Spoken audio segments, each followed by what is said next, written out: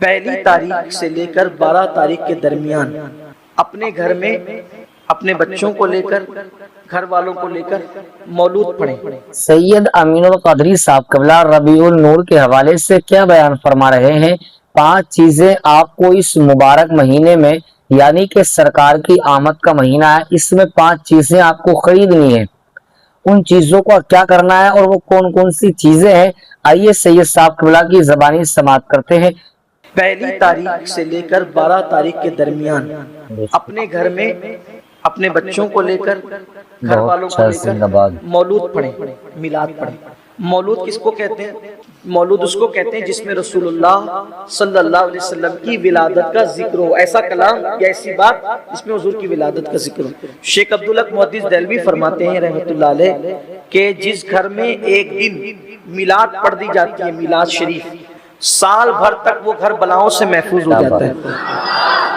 تو زیادہ نہیں پڑھ سکتے تو گھر والوں کو لے کر کے صبح طیبہ میں ہوئی بٹتا ہے بڑا نور کا، یہ کلام پڑھنے سب سے اولا والا ہمارا نبی۔ اس میں بھی میلاد کا ذکر ہے نا کہ ست چمک والے اجلوں میں چمکا، کہ یہ اندھے شیشوں میں چمکا، ہمارا نبی۔ اور بھی جو اشعار ہیں وہ سب یعنی پڑھیں، گھر میں پڑھیں، اور ہو سکے تو روزانہ فاتحہ کا اہتمام کریں۔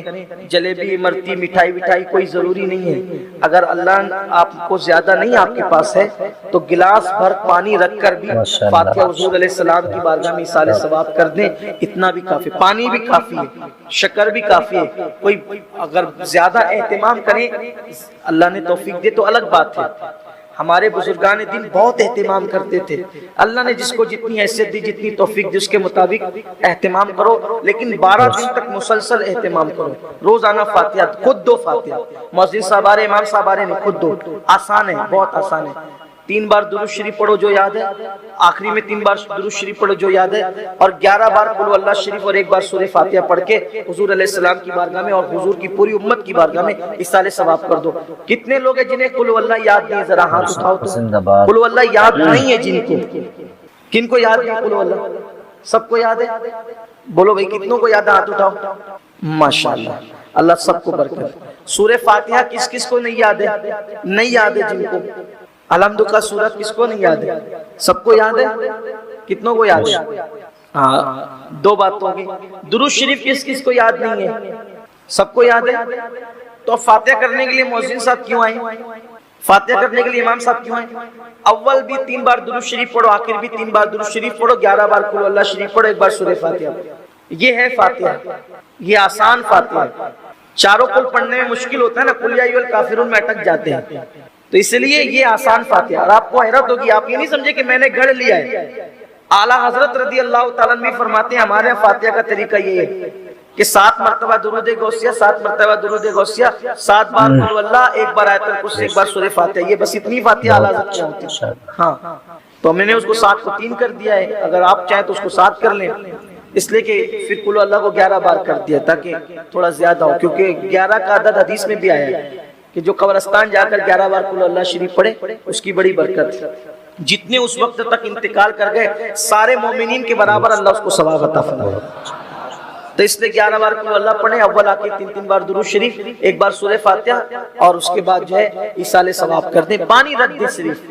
میں یہ چاہتا ہوں یہ 12 دن تک ہونا چاہیے، ہر دن حضور کا نام ہمارے گھر میں لیا جائے، کورونا ختم ہو، بلائیں ختم ہو، اور ہماری آنے والی نسلوں کو یہ پتا چلے کہ ہمارا باپ جو تھا وہ حضور کا عاشق تھا، تو وہ بھی عاشق رسول رہے آئندہ نسلوں کا ایمان بچانے کے لیے۔ اور دوسری بات، ایک جھنڈا گھر پہ ضرور ہونا چاہیے، ہاں، تاکہ پتا چلے کہ ہم جھنڈے والے لوگ ہیں۔ اور جھنڈا صرف یہی نہیں ہے، جھنڈا قیامت میں بھی ہے۔ ہر سال کا مسئلہ آتا ہے نا، ابھی جیسے چاند دکھے گا، محرم کا چاند دکھتا ہے تو ایک طبقہ سینہ پیٹتا ہے جو صحابہ سے دشمنی رکھتا ہے، اور میلاد کا چاند دکھتا ہے تو دوسرا طبقہ سینہ پیٹتا ہے۔ ہاں، تکلیف دونوں جگہ ہے، لیکن سنی کی شان یہ ہے محرم شریف میں غم حسین کو یاد کر کے سکون پاتا ہے، اور میلاد میں میلاد منا کر سکون پاتا ہے، وہاں بھی سکون یاد ہے۔ ہمارے یہاں درد ہے ہی نہیں، ہم تو یہ کہتے ہیں جس کو درد کا مزہ نازے دوا اٹھائے کم ہے، تو درد میں بھی مزہ آتا ہے، اس لیے کہ یہ درد عشق میں ہے۔ ایک جھنڈا ضرور ہونا چاہیے، کیونکہ حضور لواء الحمد وہاں بھی جھنڈا ہے۔ تو ایک جھنڈا گھر پہ ضرور ہونا چاہیے تاکہ پتہ چلے ہم میلاد والے لوگ ہیں. چھوٹا سا بلب, چھوٹی سی لائٹنگ, جو بھی اللہ نے ایسے دی, 5 روپے کا 10 روپے کا بلب بھی نہیں, زیادہ مالدار ہیں آپ, ایک بلب بھی لگا دے 12 دن تک چراغا, یا رسول اللہ آپ کی آمد پر چراغا. وہاں ایک چھوٹا بلب نہیں دیکھا جاتا, وہاں تو دل کی نیت دیکھی جاتی ہے نا. تو ایسا کچھ ہونا چاہیے کہ لگے کہ آج کچھ نیا ہوا ہے, کہ سنیوں کے گھر جگمگا رہے ہیں. گھروں کو جگمگانا اپنا کام ہے, دلوں کو جگمگانا ان کے کرم پر ہے. چمک تجھ سے پاتے ہیں سب پانے والے, میرا دل بھی چمکا دے چمکانے والے. برستا نہیں دیکھ کر ابر رحمت, بدوں پر بھی برسا دے. دعا کرتے وقت بھول جاؤ ہم گنہگار, کیونکہ جب اپنے گناہ یاد کرتے ہیں تو دعا کرنے کی ہمت نہیں ہوتی, اور جب اس کی رحمت یاد کرتے ہیں تو پھر بڑی بڑی تمنائیں مچلنے لگتی ہے دل میں, اس لیے کہ تو کریم. اس لیے یہ کس نے کہا حد سے سوا مانگ رہا ہوں, یہ کس نے کہا حد سے سوا مانگ رہا ہوں, جیسا ہے گنی ویسی عطا مانگ رہا ہوں, جیسا ہے گنی ویسی. اور دیکھو اس کے یہاں مانگنے میں چھوٹی مانگو یا بڑی مانگو اس کو برا نہیں. اللہ کے رسول فرماتے ہیں میرے جوتے کے تسمے ٹوٹتے ہیں تو ہی میں اللہ سے مانگ. اب کوئی بڑے مالدار کے گھر شادی کے دن جا کے کوئی کہے ذرا ایک ہڈی دے دے, تو وہ کہے گا میں ہی ملا تھا مذاق اڑانے کے لیے, مجھ سے ہڈی مانگ رہا ہے جبکہ میرے دسترخوان پہ ہزاروں لوگ کھا رہے ہیں. تو کہا اچھا ٹھیک ہے پورا کھانا اٹھا کے دے دے. تو کہا یہ بھی اس سے بھی بڑی کوئی مذاق تھی, ارے پورا کھانا اٹھا کے تجھے دوں گا تو اوروں کو کیا کھلاؤں. ایک شخص ایک بادشاہ کے پاس گیا, کہنے لگا ایک چونی دے دو. تو کہا کہ کم سے کم میری حیثیت تو دیکھی ہوتی, میں بادشاہ ہوں تو مجھ سے چونی مانگ رہا ہے. کہا اچھا پوری سلطنت دے دو. تو کہا اپنی حیثیت تو دیکھی ہوتی, اپنی ہے, لیکن میرے اللہ کے یہاں یہ نہیں ہے. چونی مانگ یا سلطنت مانگ وہ عطا کرتا, کمی نہیں. گڑ گڑاؤ مانگو. ہو دعا کے آداب میں سے آداب ایک ادب یہ ہے کہ دعا کرتے وقت اپنے گناہ بھول جاؤ, اس کے کرم پہ نگاہ رہے, اس کے کرم کو یاد کرو, عنایتوں کو یاد کرو. اور دوسری بڑی چیز کہ دل حاضر رہے دعا کرو. یہاں تو حال یہ ہے کہ ربنا آتنا فی الدنیا حسنہ. پوچھو یہ ربنا آتنا کیا ہے, کبھی سوچا بھی ربنا آتنا؟ جو دعا مانگو اور دعا میں دل حاضر نہ ہو وہ دعا رد ہے, بلکہ وہ دعا ہے ہی نہیں. کم سے کم بندہ جو مانگ رہا ہے وہ تو تجھے پتا ہو کہ تو مانگ کیا رہا ہے. یہ رٹو توتے والی دعائیں مقبول نہیں ہیں جب تک دعا کا معنی نہیں سمجھے گا. یہ دعا دل سے نکلے گی کیسے؟ دل سے جو بات نکلتی ہے اثر رکھتی ہے, پر نہیں طاقت پرواز مگر رکھتی. تو دعا کا تعلق دل سے ہے, وہ دل سے معنی ہی پتا نہیں ہے. دل حاضر ہو, پھر عاجزی ہو, پھر گڑ گڑانا ہو, پھر رونے جیسی صورت ہو. رونا نہیں آتا تو رونے جیسی صورت ہو. اور کامیاب ہے وہ دعا جس میں کم سے کم ایک آنسو نکل جائے. منہ بگڑتا ہے اس کی پرواہ نہ کرو, چہرہ کیسا لگتا ہے اس کی پرواہ نہ کرو. ارے لوگوں کو کیا دکھانا ہے یار, دیکھ لے بس, اسی میں ہماری کامیابی ہے. میں کیسا لگوں گا؟ تو کیا دعا کرتے وقت آپ نے کوئی شوٹنگ کروانی ہے؟ میں کیسا لگوں گا؟ ارے کیسا بھی لگے گا, قدرت کو پیارا جائے.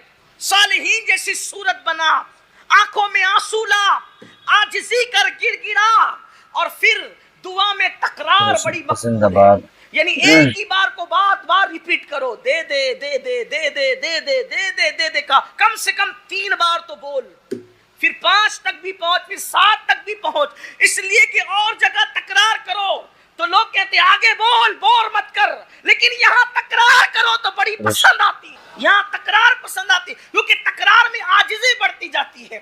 اور پھر دعا میں یہ 2 چیزیں خاص کیا کرو کہ 3 مرتبہ یوں کہا کرو, یا ارحم الراحمین, یا ارحم الراحمین, یا ارحم الراحمین. ارحم الراحمین کو پکارو, کہو یا اے سب سے بڑھ کر رحم کرنے والے, کیونکہ حدیث پاک میں آتا ہے ایک فرشتہ خاص اس کے لیے قدرت نے مقرر کر دیا ہے کہ جو 3 مرتبہ پکارے گا ارحم الراحمین, ارحم الراحمین, ارحم الراحمین, فرشتہ کہے گا 3 بار رحمان و رحیم کہنے والے اب مانگ, قدرت نے اپنے کرم سے اپنے اوپر واجب کر لیا ہے, جو مانگے گا قدرت تجھے عطا کر دے. 5 مرتبہ ربنا کہہ لیا کرو, اس لیے کہ حدیث پاک میں آتا ہے جو 5 بار ربنا کہہ کر مانگے اللہ اس کی دعا کو قبول ہی کر. یہ آداب دعا ہے. اور پھر اس کے بعد کوشش یہ کیا کرو کہ جب دعا کرو تو اکیلے میں, یہ خاص ہے.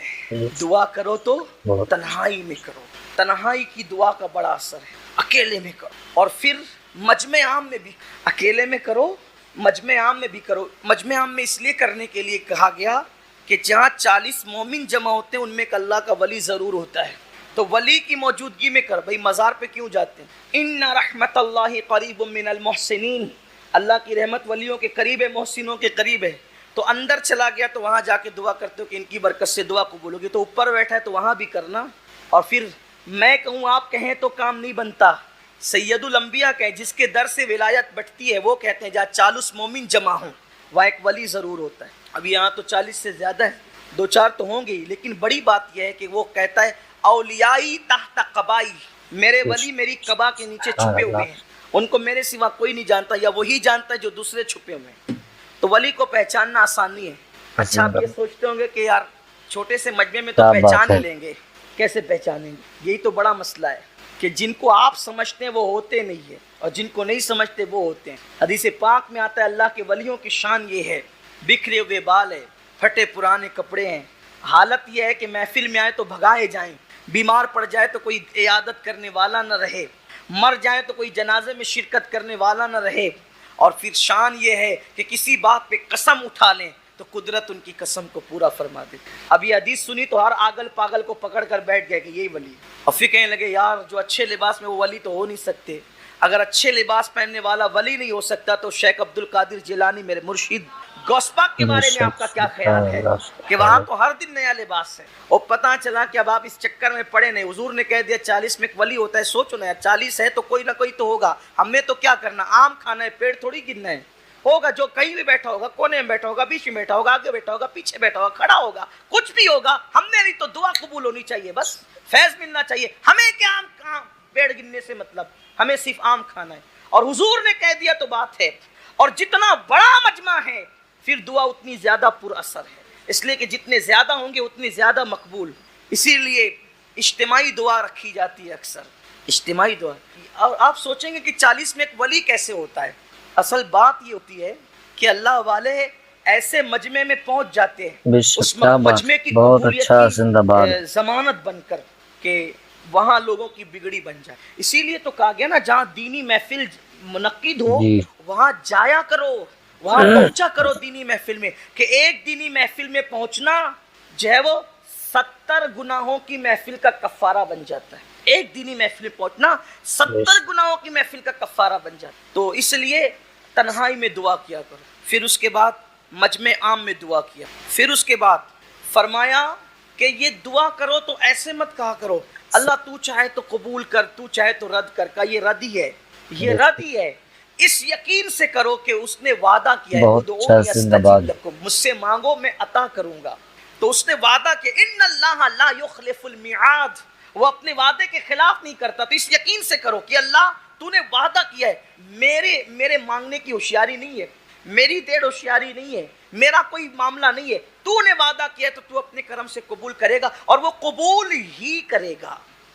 اللہ فرماتا ہے میرا بندہ میرے ساتھ جیسا گمان کرتا ہے میں اس کے ساتھ ویسے فیصلہ.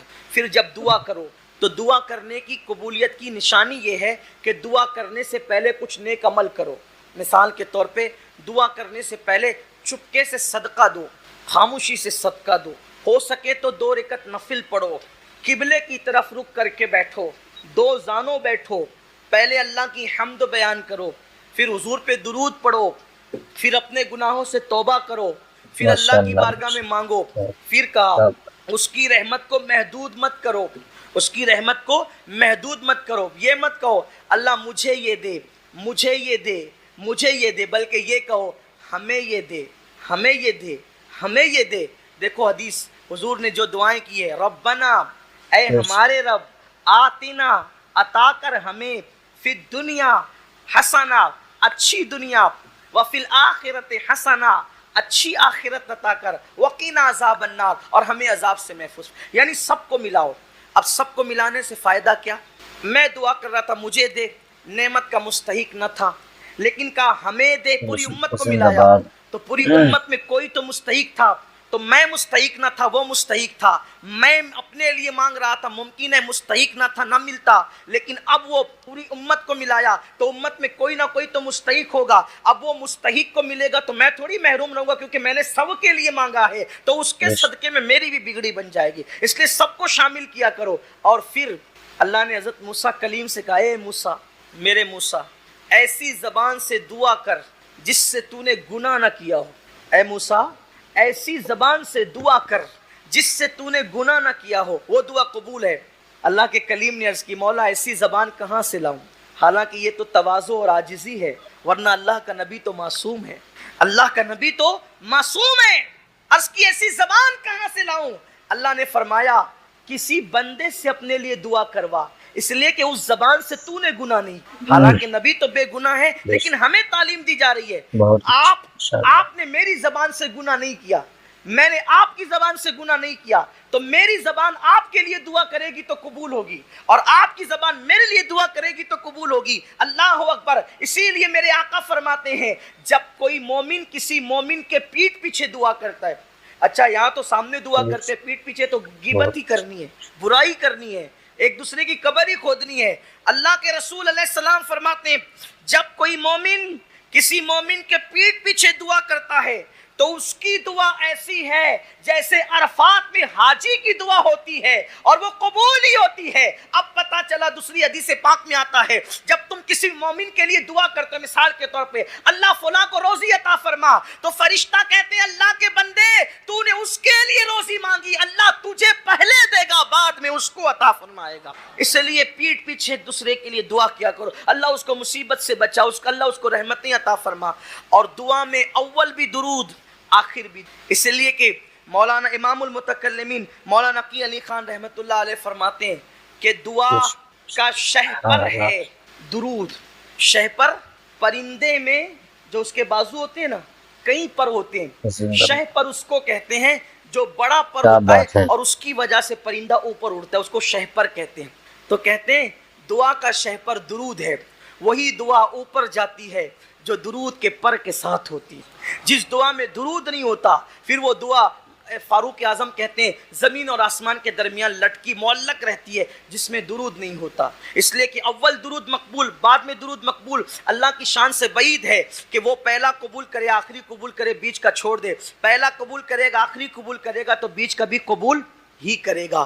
تو درود پڑھ کے دعا کیا کرو، اور پھر جب دعا کرو پیٹ میں بھی حلال ہو، جسم پر بھی حلال ہو، اس کا خیال کرو، اور جہاں بیٹھ کر دعا کر رہے ہو زمین پاک ہو۔ اللہ والوں کے آستانے کے قریب بھی دعائیں قبول ہوتی ہے، اللہ والوں کے آستانے کے قریب بھی دعائیں قبول ہوتی ہیں۔ کچھ ایسے موقع ہیں کہ ایسی گھڑیوں میں دعا رد نہیں ہوتی، شب جمعہ میں دعا رد نہیں، جمعہ کی شب میں دعا رد نہیں ہوتی، جمعہ کے دن بھی دعا رد نہیں ہوتی، اور جمعہ کے دن دو ٹائم ایسے ہیں جو دعا کے لیے بڑے اکسیر ہے، بہت مؤثر ہے۔ دو ٹائم، ایک وہ جب امام خطبہ دینے کے لیے منبر پہ جا رہا ہوتا ہے اس وقت دعا فوراً قبول ہوتی ہے، اور دوسرا جو جمعہ کی آخری گھڑی آتی ہے، جمعہ کی جو لاسٹ گھڑی آتی ہے اختتامی گھڑی، یعنی غروب آفتاب کے وقت، مغرب سے کچھ پہلے غروب آفتاب کے وقت، بہت اچھا، زندہ باد، بہت مؤثر وقت ہے، بہت قبول ہوتی ہے دعا۔ پھر اذان کے بعد سے لے کے پانچوں وقت، اذان کے بعد سے لے کر جماعت کھڑی ہونے تک، شیخ ابو طالب مکی قوت القلوب میں لکھتے ہیں اذان اور جماعت کے درمیان دعا کی قبولیت ایسے ہے جیسے شب قدر میں دعا قبول ہوتی۔ پھر اس کے بعد نماز کے بعد جو فرض نماز کے بعد جو دعا کی جاتی ہے وہ بھی رد نہیں ہوتی، وہ بھی قبول ہوتی ہے۔ دونوں خطبے کے درمیان جو دعا کی جاتی ہے وہ بھی رد نہیں ہوتی، وہ قبول ہوتی ہے۔ اسی طرح بقرعید